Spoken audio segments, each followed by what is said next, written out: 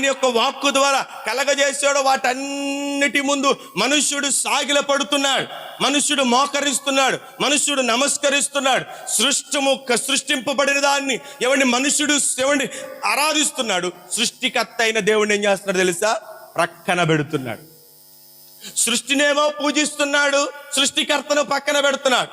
ఈనాడు నువ్వు తెలుసుకోవాల్సిన విషయం ఏంటో తెలుసా? నీవు దేవుని ఆరాధికుడు.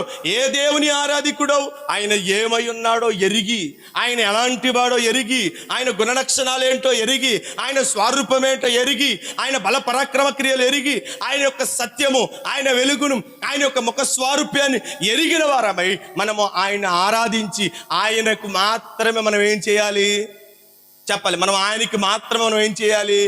మన సమస్తాన్ని ఆయనకి మాత్రం అప్పగించాలి, ఆయనకి మాత్రమే అప్పగించాలి. వ్యర్థమైన దేనికి మనం ఆరాధించకూడదు. వ్యర్థమైన దేని ముందు మనం